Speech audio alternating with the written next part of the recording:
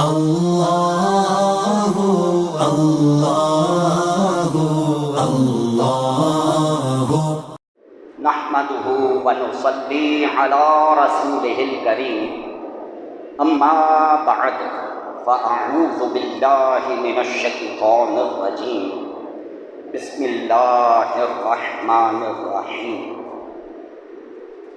اللہ کے پیارے نبی حضرت سیدنا داؤد علیہ السلام کو اللہ تبارک و تعالی نے عظیم الشان بادشاہت عطا فرمائی تھی، اور جو فلسطین کا علاقہ ہے وہ آپ کا دارالحکومت تھا۔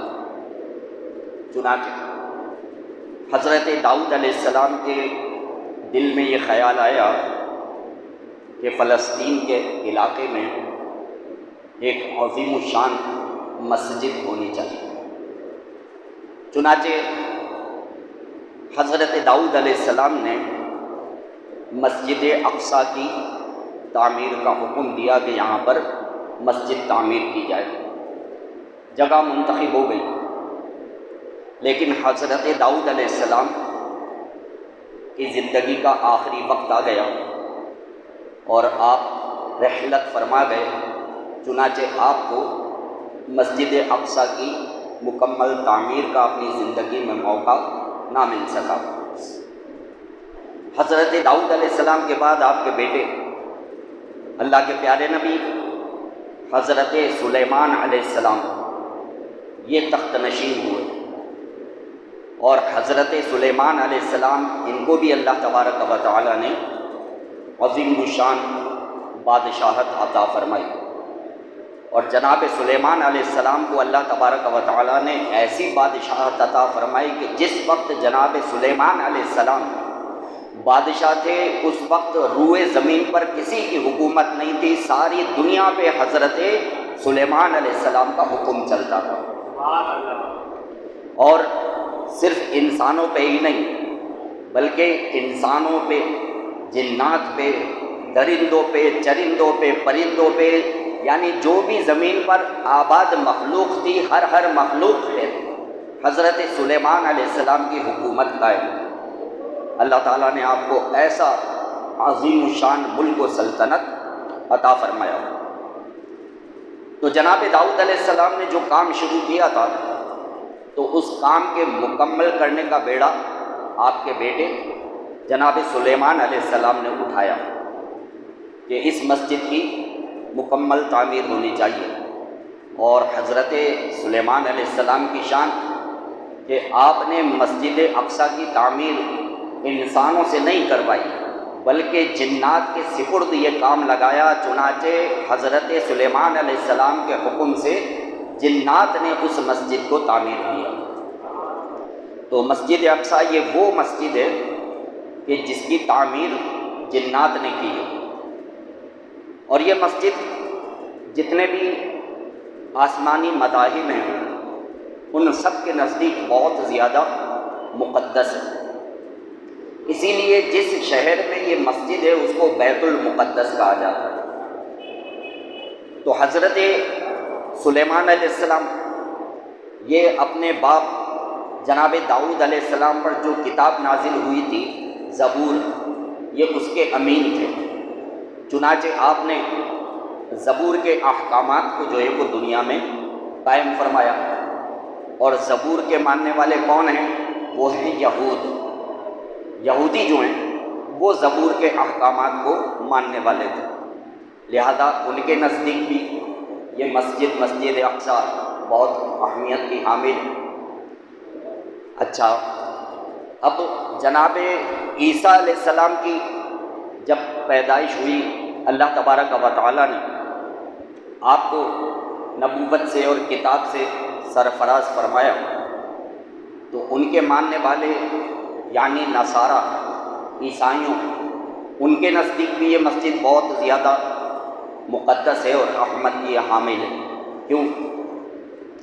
جناب عمران علیہ الرحمہ کہ جن کے نام سے سورہ آل عمران ہے، تو جناب عمران جو تھے یہ مسجد اقصیٰ کے امام تھے، اور جناب عمران کی جو بیٹی ہیں وہ حضرت بی بی مریم رضی اللہ تعالی عنہا ہے۔ اور حضرت بی بی مریم ان کی عبادت کے لیے وہیں ایک محراب بنا دی گئی تھی کہ جس کو محراب مریم کہا جاتا ہے، تو وہاں حضرت بی بی مریم رضی اللہ تعالی عنہا جو ہے وہ عبادت کیا کرتی تھی۔ حضرت عیسیٰ علیہ السلام کی جب پیدائش ہوئی تو حضرت عیسیٰ علیہ السلام کی جو پرورش ہوئی ہے وہ مسجد اقصیٰ میں ہی ہوئی ہے، یعنی اسی مسجد میں کھیلتے کودتے اور زندگی آپ نے حضرت عیسیٰ علیہ السلام نے اسی مسجد اقصیٰ میں اپنی زندگی گزاری۔ دنیا کا کوئی مال و دولت جناب عیسیٰ علیہ السلام نے جمع نہیں کیا، بالکل دنیا سے بے رغبت تھے، تو ساری زندگی آپ نے مسجد اقصیٰ میں ہی گزاری۔ تو اس لیے جو عیسائی ہیں، نصارہ ہیں، تو ان کے نزدیک بھی مسجد اقصیٰ بہت اہمیت کی حامل ہے، اور ان کے نزدیک بھی یہ مسجد بہت مقدس ہے۔ جب ان اقوام پر بدبختی سوار ہوئی اور انہوں نے زبور اور انجیل کے کلام میں تحریف کرنا شروع کر دی، تو انہوں نے اپنی من مانیاں جو ہیں اس مسجد میں کرنا شروع کر دی۔ جب جب یہودیوں کے ہاتھ میں اس مسجد کا انتظام آیا تو انہوں نے اس کو اپنی عبادت گاہ بنا دیا، اور جب جب عیسائیوں کے ہاتھ میں اس مسجد کا انتظام آیا انہوں نے اس کو کلیسا بنا دیا۔ تو اس طرح سے اس مسجد کے معاملات جو ہے وہ چلتے رہے۔ اللہ تبارک و تعالی نے جب نماز فرض فرمائی تو اسی مسجد اقصیٰ کو مسلمانوں کے لیے قبلہ جو ہے وہ قرار دے دیا کہ اے مسلمانوں، مسجد اقصیٰ تمہاری نمازوں کا قبلہ ہے، مسجد اقصیٰ کی طرف منہ کر کے نماز پڑھا کرو۔ تو مسجد اقصیٰ یہ مسلمانوں کا قبلہ اول ہے، تو مسلمانوں کے نزدیک بھی بہت مقدس ہے۔ اور دوسری بات یہ کہ معراج شریف کی رات پیارے آقا صلی اللہ تعالیٰ علیہ وآلہ وسلم جب مسجد الحرام سے چلے تو پہلا قیام آپ نے مسجد اقصیٰ میں فرمایا، اور پیارے آقا صلی اللہ علیہ وآلہ وسلم کی یہ شان ہے کہ اسی مسجد میں آپ نے تمام انبیاء کرام اور رسل علیہ السلام کی مقدس جماعت کی امامت کروائی۔ تو امام الانبیاء نے اسی مسجد میں نبیوں کی امامت کروائی ہے، لہذا یہ مسجد اس وجہ سے بھی مسلمانوں کے نزدیک بہت زیادہ اہمیت کی حامل ہے۔ جب اللہ تبارک و تعالیٰ نے مسجد اقصیٰ کو مسلمانوں کی نمازوں کا قبلہ قرار دیا تو تقریباً 17 مہینے تک مسلمان مسجد اقصیٰ کی طرف منہ کر کے نماز پڑھتے رہے۔ نبی کریم صلی اللہ تعالیٰ علیہ وآلہ وسلم ہجرت فرما کر جب مدینہ منورہ میں تشریف لائے تو مدینے میں یہود و نصارہ بھی رہتے تھے۔ تو پیارے آقا صلی اللہ تعالیٰ علیہ وآلہ وسلم نے جب ان کو اسلام کی دعوت پیش کی تو انہوں نے طعنہ مارا۔ کس نے؟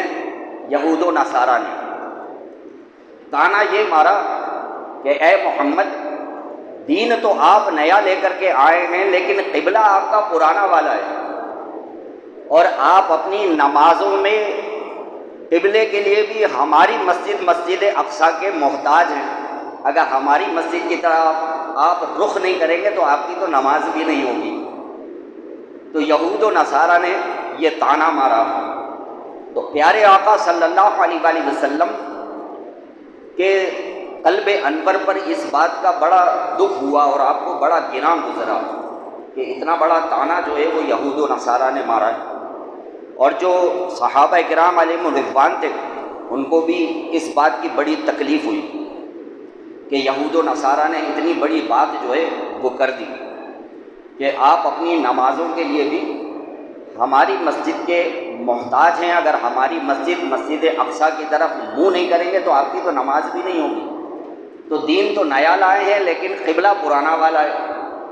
تو جب یہ طعنہ مارا تو دیکھیے، جیسا کہ گزشتہ جمعۃ المبارک میں نے عرض کی تھی کہ جب کبھی بھی یہود و نصارہ منافقین پیارے آقا صلی اللہ علیہ وآلہ وسلم پر کوئی اعتراض کرتے تھے تو آقائے دو جہاں صلی اللہ علیہ وآلہ وسلم کی شان محبوبیت کا یہ عالم ہے کہ پیارے آقا صلی اللہ علیہ وآلہ وسلم کوئی جواب دیتے، رب کریم آیت قرآنی نازل فرما کر خود ان یہود و نصارہ کو منہ توڑ جواب دیا فرما، تو اللہ تعالیٰ خود ان کو جواب عطا فرماتا تھا۔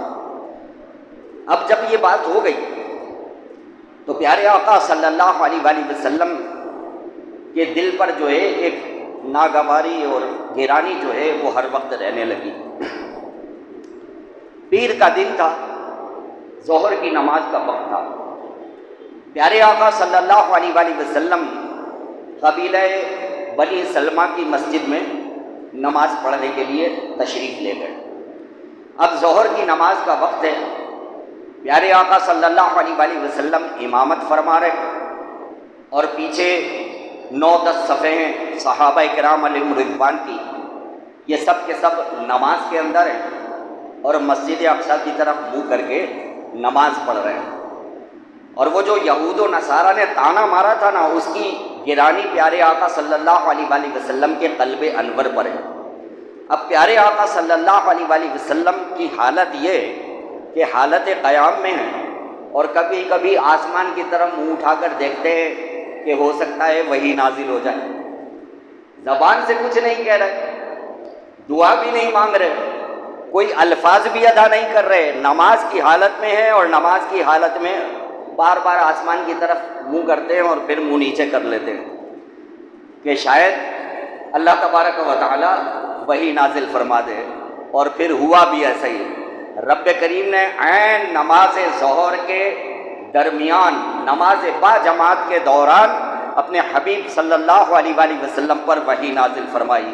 سنیے، رب کریم ارشاد فرماتا ہے قد نرا تقلب وجہک فی السماء، اے حبیب یہ جو آپ نماز کے دوران بار بار آسمان کی طرف منہ اٹھا کر کے دیکھ رہے ہیں، یہ ہم بھی دیکھ رہے ہیں کہ آپ کا چہرہ بار بار آسمان کی طرف آ رہا ہے، اور اس کی وجہ کیا ہے وہ بھی ہم جانتے ہیں۔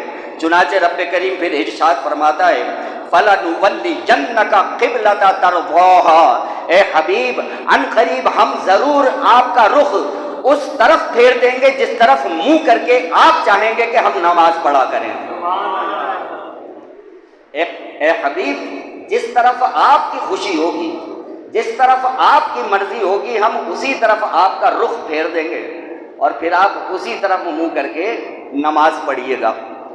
اب یہاں پر ہے وقف مرخص، آگے بھی آیت ہے وہ میں بیان کرتا ہوں، لیکن یہاں پر ہے وقف مرخص۔ اب مفسرین کرام نے جو ہے نا دو بڑے ایمان افروز نکتے بیان کیے یہاں پر، اس کو دل کے کانوں کے ساتھ سماعت فرمائیے گا۔ تو اس وقف مرخص کا فائدہ مفسرین کرام نے جو بیان کیا ہے، پہلی بات کہتے ہیں کہ جب رب کریم نے یہ ارشاد فرمایا فَلَنُوَلِّيَنَّكَ قِبْلَةً تَرْضَاهَا، اے حبیب جس طرف آپ کی خوشی ہوگی، جس طرف آپ کی مرضی ہوگی، ہم آپ کا قبلہ اسی طرف پھیر دیں گے۔ مفسرین کرام فرماتے ہیں کہ اس وقت پیارے آقا صلی اللہ علیہ وآلہ وسلم اپنی مرضی سے جس طرف بھی منہ کر لیتے رب کریم اسی کو قبلہ بنا دیتا، جس طرف منہ کر دیتے رب کریم اسی کو قبلہ بنا دیتا۔ دوسری بات کہتے ہیں کہ آپ کے دل پر یہود و نصارہ کے اس طانے کی گراوٹ تھی، گرانی تھی، اور آپ بہت زیادہ رنجیدہ تھے کہ یہود و نصارہ نے اتنا بڑا طعنہ مارا ہے، تو زبان سے ابھی آپ نے کچھ کہا نہیں ہے، لیکن اللہ تبارک و تعالی جو کہ علیم بذات الصدور ہے، جو کچھ دلوں میں ہے، جو کچھ سینوں میں ہے، رب کریم وہ بھی جانتا ہے۔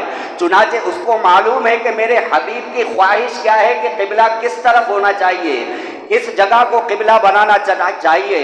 چنانچہ آقا نے دعا نہیں مانگی، رب کریم نے بن مانگے ہی عطا فرما دیا۔ یہ سرکار صلی اللہ علیہ وآلہ وسلم کی شان محبوبی ہے کہ آپ نے ابھی دعا بھی نہیں مانگی، ہاتھ بھی نہیں اٹھائے، رب کریم نے بن مانگے ہی عطا فرما دیا۔ آگے رب کریم ارشاد فرماتا ہے فَوَلِّ وَجْهَكَ شَطْرَ الْمَسْجِدِ الْحَرَامِ، اے حبیب ابھی ابھی عین نماز میں ہی اپنا رخ مسجد حرام کی طرف پھیر لو۔ سرکار کے دل میں جو خواہش تھی وہ یہی خواہش تھی کہ ہماری نمازوں کا قبلہ جو ہے وہ خانہ کعبہ کو بنا دیا جائے۔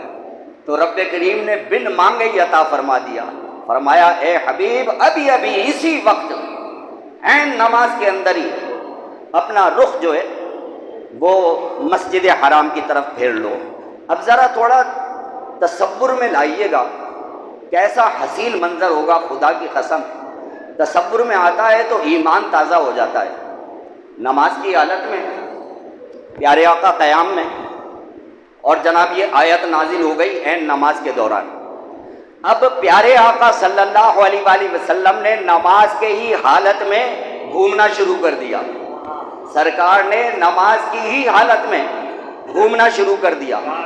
اب پیچھے جو ہے 9-10 صفحے ہیں صحابہ کرام کی، کسی نے لقمہ نہیں دیا، لقمہ دینا چاہیے تھا نا بھائی، کسی نے لقمہ نہیں دیا کہ اگر امام کبھی کوئی غلطی کرے تو حکم کیا ہے کہ مقتدی لقمہ دیتا ہے پیچھے سے، اللہ اکبر کہے، سبحان اللہ کہے، تاکہ امام کو جو ہے وہ اپنی غلطی یاد آ جائے اور وہ اپنی غلطی کو سدھار لے۔ اب پیارے آقا صلی اللہ علیہ وآلہ وسلم نے نماز میں گھومنا شروع کر دیا، پیچھے سے کسی صحابی نے لقمہ نہیں دیا، اس لیے کہ ان کو پتا ہے کہ اس حبیب کی تو شان یہ ہے کہ ان کا ہر کام امر ربی ہوتا ہے اور حکم الہی ہوتا ہے۔ یہ جو گھوم رہے ہیں اپنی مرضی سے نہیں گھوم رہے ہیں، اللہ کا حکم ہوگا جب ہی گھوم رہے ہیں۔ اب سرکار صلی اللہ علیہ وآلہ وسلم نے گھومنا شروع کیا، اللہ اکبر، پیچھے سے 9-10 صفیں بنی ہوئی ہیں، جو سرکار کے بالکل پیچھے کھڑے ہیں انہوں نے سرکار کے ساتھ گھومنا شروع کر دیا، جو دائیں طرف تھے وہ پیچھے ہٹنے لگے، جو بائیں طرف تھے وہ آگے بڑھنے لگے۔ جب سرکار کا رخ خانہ کعبہ کی طرف ہوا ساری صفیں بھی خانہ کعبہ کی طرف ہو گئی، ساری صفیں خانہ کعبہ کی طرف ہو گئی۔ نبی کریم صلی اللہ تعالیٰ علیہ وآلہ وسلم نے سلام پھیرا، صحابہ کرام علیہ رضوان کہتے ہیں کہ اس سے زیادہ خوش اس سے پہلے ہم نے پیارے آقا کو کبھی نہیں دیکھا، اور سرکار نے ارشاد فرمایا کہ آج سے اللہ تعالیٰ نے ہماری نمازوں کا قبلہ خانہ کعبہ مسجد حرام کو قرار دے دیا ہے، لہذا جاؤ جتنی مسجدیں ہیں سب کی محراب خانہ کعبہ کی طرف کر دو۔ چنانچہ وہ دن تھا کہ جس دن تحویل قبلہ ہوئی اور مسلمانوں کے لیے خانہ کعبہ جو ہے وہ قبلہ جو ہے وہ قرار دے دیا گیا۔ تو مسجد اقصیٰ جو ہے یہ مسلمانوں کا قبلہ اول۔ فتح خیبر کے بعد جب پیارے آقا صلی اللہ علیہ وآلہ وسلم نے یہود و نصارہ کو یہاں سے نکالا تو یہ سارے کے سارے نکل کر یہیں بیت المقدس میں جمع ہو گئے، اس لیے کہ یہ تو ان کا جو ہے وہ مذہبی شہر تھا، ان کے نزدیک بھی مقدس تھا، جیسا کہ میں نے عرض کی، یہ سارے کے سارے نکل کر وہاں جمع ہو گئے، اور وہاں جمع ہو کر کے یہ مسلمانوں کے خلاف سازشیں جو ہیں وہ کرنے لگے۔ حضرت ابوبکر صدیق رضی اللہ تعالیٰ عنہ کا دور آیا، اس دور میں بھی انہوں نے بڑی سازشیں کی۔ جناب فاروق اعظم رضی اللہ تعالیٰ عنہ کا دور آیا، اس دور میں بھی انہوں نے بڑی سازشیں کی۔ جب ان کی سازشیں بہت زیادہ حد سے بڑھ گئیں تو جناب عمر ابن خطاب فاروق اعظم رضی اللہ تعالیٰ عنہ نے حکم دیا، جاؤ بیت المقدس کو آزاد کراؤ، مسجد اقصیٰ کو آزاد کراؤ، اور ان تمام سازشیوں یہود و نصارہ کو یہاں سے نکالو۔ چنانچہ حضرت عمر ابن خطاب فاروق اعظم رضی اللہ تعالیٰ عنہ کے مبارک دور کے اندر جو ہے وہ سب سے پہلے بیت المقدس آزاد ہوا۔ بنفس نفیس جناب عمر ابن خطاب فاروق اعظم رضی اللہ تعالیٰ عنہ مسجد اقصیٰ میں حاضر ہوئے، اور آپ نے جو یہودیوں کی عبادت کے طور پر وہاں نشانیاں تھیں اور نصرانیوں نے جو صلیبیں لگائی ہوئی تھیں ان تمام نجاستوں سے آپ نے اس کو پاک کیا اور خود وہاں پر نماز پڑھی، اور جو اللہ تبارک و تعالیٰ نے مسجد بنانے کا حکم دیا تھا اس کو مسجد کے طور پر بحال فرمایا۔ چنانچہ پھر وہ مسجد کے طور پر بحال ہوئی اور وہاں پر نمازوں کا سلسلہ جو ہے وہ شروع ہو گیا۔ تو سب سے پہلے جو آزاد کرایا ہے بیت المقدس مسجد اقصیٰ کو وہ جناب عمر ابن خطاب فاروق اعظم رضی اللہ تعالیٰ عنہ کی ہستی، کئی صدیوں تک یہ مسلمانوں کے ہاتھ میں ہی رہی۔ پھر عباسی خلفاء کا جب دور آیا اور ان پر زوال آیا، تو جب ان پر زوال آیا تو چھوٹی چھوٹی ریاستیں بن گئیں۔ اس وقت جو ہے وہ یہود و نصارہ کو جو ہے وہ موقع مل گیا اور انہوں نے جرمنی، انگلینڈ، فرانس، روم، آس پاس کی جتنی جو ہے وہ عیسائی اور یہودی ریاستیں تھیں ان سب کو جو ہے وہ سازش کے طور پر اکٹھا کیا اور اکٹھا کر کے انہوں نے حملہ کر کے بیت المقدس پر قبضہ کر لیا، اور بیت المقدس پر قبضہ کر کے مسجد اقصیٰ کو اپنے کنٹرول میں کر لیا، اور وہاں پر جو ہے جو ان کا سلسلہ تھا اس کو شروع کر دیا، اور تقریباً 88 سال تک جو ہے یہ وہاں پر قابض رہے۔ اب جناب سلطان نور الدین زنگی علیہ رحمہ ان کا دور آیا۔ تو سلطان نور الدین زنگی جو ہے یہ مصر کا ایک علاقہ تھا اعزازیہ، یہ وہاں کے سلطان تھے۔ تو ان کے دور میں جو ہے ایک بڑا عجیب واقعہ ہوا کہ یہ جب سوئے تو خواب میں پیارے آقا صلی اللہ علیہ وآلہ وسلم کا ان کو دیدار ہوا، اور سرکار نے 2 لوگوں کی شکلیں ان کو دکھائیں کہ اے نور الدین زنگی یہ 2 کتے مجھے پریشان کر رہے ہیں۔ سلطان نور الدین زنگی علیہ رحمہ یہ فوراً پہنچتے ہیں مدینے میں، اور بڑی جناب وہاں پر جو ہے وہ انویسٹیگیشن ہوتی ہے، تحقیقات ہوتی ہے، تو پتہ چلا کہ وہ جو 2 یہودی تھے انہوں نے یہ سازش کی تھی کہ معاذ اللہ ایک سرنگ بنائیں گے اور وہ سرکار کے روضہ انور کے نیچے سے جائے گی، اور سرکار کا جسد خاکی، سرکار کا جسم مبارک یہاں سے نکال کر لے جائیں گے۔ یہ انہوں نے سازش کی تھی۔ تو جناب نور الدین زنگی علیہ رحمہ نے ان دونوں کو تو قتل کروا دیا، اور جب اس کی تحقیقات ہوئی تو پتہ چلا یہ وہی انہی کی سازش تھی جو بیت المقدس اور مسجد اقصیٰ میں یہودی اور نصارہ جو ہے وہ قابض تھے۔ تو آپ نے کہا یہ تو نہیں چلے گا، ہم جب تک زندہ ہیں ہم اس دنیا سے چلے گئے تو بعد میں کبھی انہوں نے اس ناپاک اپنے منصوبے پہ عمل کیا تو کون بچانے والا ہوگا؟ تو اللہ تعالیٰ مجھ سے ہی یہ خدمت لے لے۔ چنانچہ نور الدین زنگی علیہ رحمہ نے جو ہے وہ بیت المقدس اور مسجد اقصیٰ کو جو ہے وہ آزاد کرانے کا بیڑا اٹھایا، لیکن آپ کی عمر بہت زیادہ ہو گئی تھی، تھوڑے ہی عرصے میں جناب نور الدین زنگی علیہ رحمہ کا انتقال ہو گیا۔ اور نور الدین زنگی کے جو فوج کے جرنیل تھے وہ تھے حضرت صلاح الدین ایوبی، سبحان اللہ، حضرت صلاح الدین ایوبی علیہ رحمہ وہ ان کی فوج کے جرنیل تھے۔ تو پھر انہوں نے قسم کھائی کہ جس کام کا بیڑا ہمارے سلطان نے اٹھایا تھا اب وہ کام میں مکمل کر کے دکھاؤں گا۔ چنانچہ حضرت سلطان صلاح الدین ایوبی علیہ رحمہ پھر انہوں نے اس کام کا بیڑا اٹھایا، اور بڑی زبردست جناب جنگیں ہوئیں، بہت خون ریز جنگیں ہوئیں۔ غور تو کیجئے، ایک طرف سلطان صلاح الدین ایوبی علیہ رحمہ اور ان کے فوجی، اور دوسری طرف پورے یورپ کے جتنے بادشاہت اور راجواڑے تھے ان کی ساری فوجیں آ گئی تھیں اس کو بچانے کے لیے، بیت المقدس اور مسجد اقصیٰ کو بچانے کے لیے۔ لیکن حضرت صلاح الدین ایوبی علیہ رحمہ ان کو اللہ تبارک و تعالیٰ نے ایسا جذبہ عطا فرمایا اور ہر موقع پر ان کو فتح و نصرت عطا فرمائی، چنانچہ یہ ان صلیبی فوجوں کو شکست دیتے رہے یہاں تک کہ آخری موقع آ گیا، آپ نے بیت المقدس کا محاصرہ کر لیا۔ اچھا، اب جب 2 فوجیں آپس میں آمنے سامنے ہوتی ہیں نا، تو اگر کسی فوج کی تعداد کم بھی ہو تو جرنیل اس کو مینیج کر لیتا ہے کسی طریقے سے، لیکن کسی شہر کا محاصرہ کرنا ہو تو اس کے لیے بہت بڑی فوج چاہیے ہوتی ہے، اس لیے کہ محاصرہ کرنے کا مطلب یہ ہے کہ اس پہ پورے شہر کے گرد جو ہے وہ فوج کا گھیرا ڈالنا ہے، تو وہ محاصرہ کہلاتا ہے، تو اس کے لیے بہت بڑی فوج چاہیے ہوتی ہے۔ تو جب آپ نے بیت المقدس کا محاصرہ کیا نا، تو آپ نے اس وقت جو مسلم ریاستیں تھیں چھوٹی چھوٹی، تو ان کو آپ نے پیغام بھیجا کہ آ جاؤ، تاریخ میں اپنا نام لکھوانے کا بہت ہی سنہری موقع ہے، تاریخ میں اپنا نام لکھوانے کا بہت ہی سنہری موقع ہے، اپنی فوجیں بھیجو، خود آ جاؤ، بیت المقدس آزاد ہوگا، تاریخ میں تمہارا بھی نام لکھا جائے گا کہ انہوں نے بھی بیت المقدس آزاد کروایا تھا۔ لیکن پتہ ہے ہوا کیا؟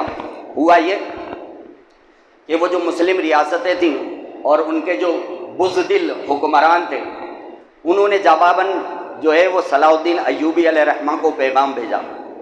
کسی نے کہا کہ بھائی ہمارے ملک میں تو آج کل ذرا تاج پوشی کا جشن چل رہا ہے، تو ہم اس میں مصروف ہیں، تو ہم آ نہیں سکتے۔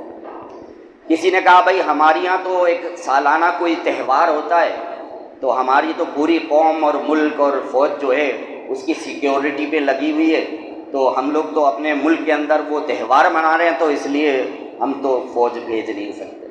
اچھا، کسی نے کہا کہ ٹھیک ہے اے صلاح الدین، ہم اپنے فوجی بھیجتے ہیں، یہ بتاؤ تم ہمارے فوجیوں کو معاوضہ کیا دو گے؟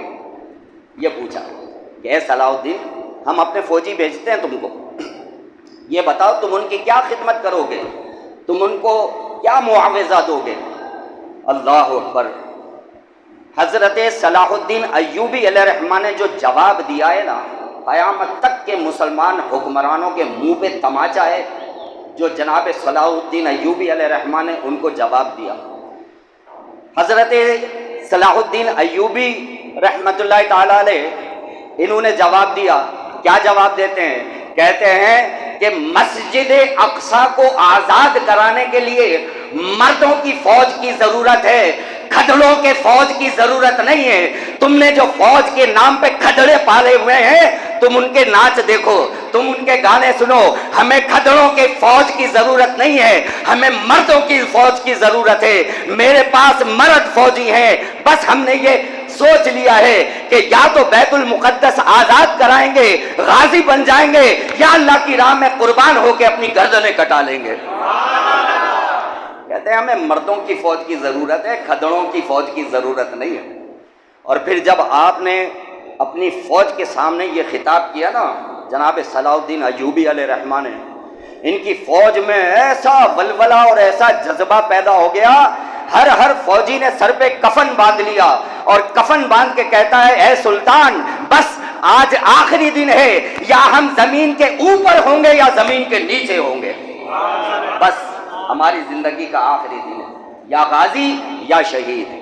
تو ایسا آپ نے جوش و ولولہ بھرا اپنی فوج میں اور حملہ کیا، اللہ تبارک و تعالیٰ نے ان کو فتح و نصرت عطا فرمائی۔ اب دیکھیں دن بھی کون سا تھا، رات بھی کون سی تھی، اور مہینہ بھی کون سا تھا، سبحان اللہ۔ جب حضرت صلاح الدین ایوبی علیہ الرحمہ نے بیت المقدس فتح کیا، مسجد اقصیٰ کو آزاد کرایا، رجب کا مہینہ تھا، رجب کا مہینہ تھا اور 27ویں شب تھی، سبحان اللہ، معراج شریف کی رات تھی، 27ویں شب تھی، اگلا دن جمعے کا تھا، اور جناب صلاح الدین ایوبی علیہ الرحمہ مسجد اقصیٰ میں داخل ہوتے ہیں اور شب معراج میں مسجد اقصیٰ میں نمازیں ادا کرتے ہیں، سبحان اللہ۔ اور سن تھا سن 583 سن ہجری، سن 583 سن ہجری میں حضرت صلاح الدین ایوبی علیہ الرحمہ نے جو ہے وہ مسجد اقصیٰ اور فلسطین کو آزاد کرایا۔ اچھا چند باتیں ہیں وہ میں چاہتا ہوں آپ کی جو ہے وہ سماعتوں کی نظر کروں، وقت تو ہو گیا ہے، اگر آپ لوگ اجازت دیں تو میں وہ عرض کر دوں ورنہ بیان ختم کروں، کیا خیال ہے؟ کر دوں آپ کی خدمت میں بیان تاکہ یہ موضوع جو ہے وہ مکمل ہو جائے۔ کئی صدیوں تک جو ہے یہاں پر مسلمانوں کی حکومت رہی، سلطنت عثمانیہ، ان کو اللہ تعالیٰ نے خدمت کا موقع عطا فرمایا۔ پہلی جنگ عظیم ہوئی، جب پہلی جنگ عظیم ہوئی تو سلطنت عثمانیہ نے ہٹلر کی اور جرمنی کی حمایت کا اعلان کر دیا۔ جب انہوں نے ہٹلر اور جرمنی کی حمایت کا اعلان کیا تو اب ان کا ڈائریکٹ جو ہے وہ مقابلہ شروع ہو گیا، کس کے ساتھ؟ امریکہ کے ساتھ، برطانیہ کے ساتھ، فرانس کے ساتھ، ان کے ساتھ اس کا ڈائریکٹ مقابلہ شروع ہو گیا۔ تو ان یہود و نصارہ نے جو ہے وہ سازش کی اور سازش کر کے عرب ممالک کے اندر جو ہے وہ تعصب کی لہر پھیلائی کہ تم لوگ کیسے عرب ہو، اتنے عرصے سے ترکوں کے غلام ہو، اٹھو، ہم تمہیں ہتھیار دیں گے، ترکوں سے جو ہے وہ آزادی حاصل کرو، اپنے اپنے ملک الگ کرو۔ چنانچہ ادھر ترکوں کی فوج جو ہے وہ یہود و نصارہ سے لڑتی تھی اور پیچھے سے یہ عرب بدو مسلمانوں پہ حملہ کرتے تھے، اور انہوں نے پیچھے سے حملے کر کر کے یہ چھوٹے چھوٹے ملک جو ہے وہ اپنے بنا لیے۔ تو سلطنت عثمانیہ جب ٹوٹی تو کہیں قطر بن گیا، کہیں کویت بن گیا، کہیں سعودیہ بن گیا، کہیں عمان بن گیا، کہیں اردن بن گیا، یہ سارا جو ہے معاملہ سب تتر بتر ہو گیا۔ اور یہاں پر فلسطین کے علاقے پر فرانس اور برطانیہ کی فوجوں نے قبضہ کر لیا۔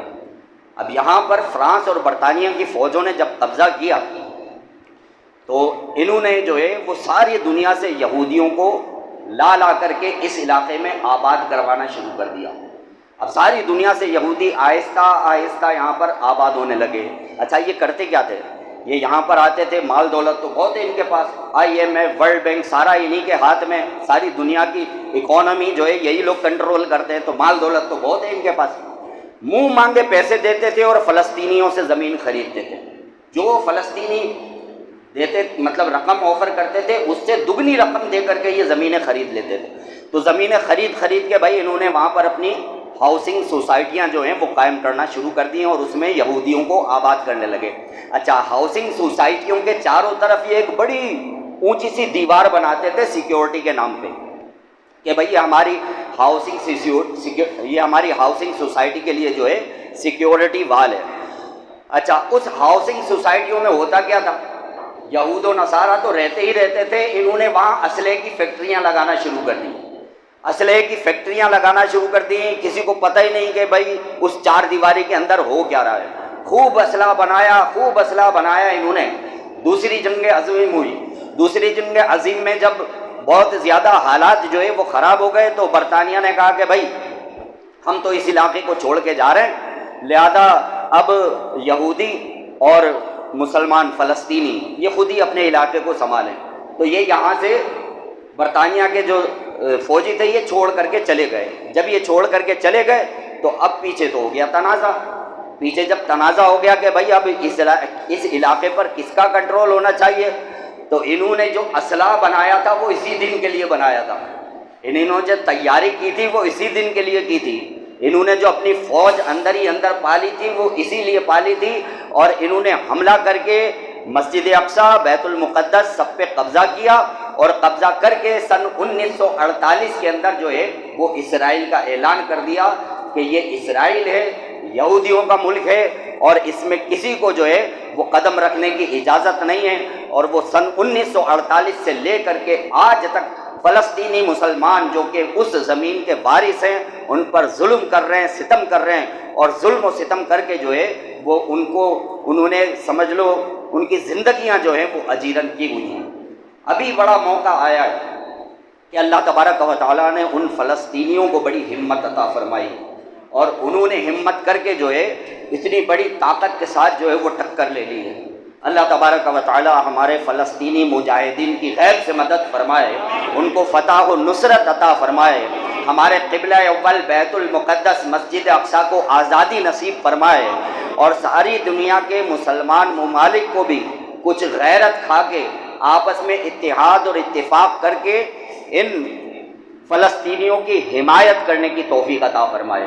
اس وقت ان مظلوموں کو مدد و حمایت کی بہت ضرورت ہے، لہذا ہم کو بھی چاہیے کہ دامیں درمیں قدم سخنیں جیسا بھی ہو سکے اپنے ان فلسطینی مسلمان بھائیوں کی حمایت ضرور کریں۔ رب کریم سے دعا ہے جو کچھ سنا سمجھنے یاد رکھنے اس کے مطابق ہمیں عمل کی توفیق عطا فرمائے۔ وآخر دعوانا ان الحمد للہ رب العالمین۔ اگر آپ کو یہ ویڈیو پسند آئی ہو تو اس ویڈیو کو لائک کریں، کامنٹس کریں، شیئر کریں، اور میرے اس چینل کو سبسکرائب کریں۔ جزاک اللہ خیر۔